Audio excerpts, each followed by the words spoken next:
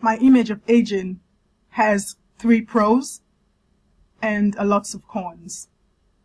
The first pro shows that this elderly person in the picture has a unique and valuable life experience which we can learn from.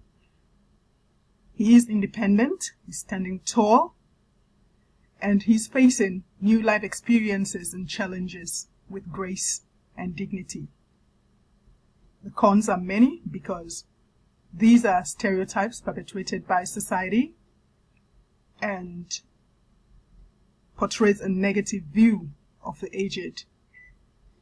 These stereotypes also dictate how the aged are treated in society. They are lonely and isolated because socially people don't have time to engage them. They are viewed as weak and unproductive.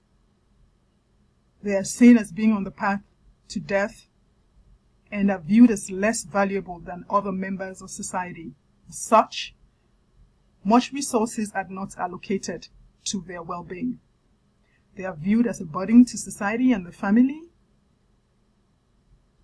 because people don't want to be bothered to provide care for them.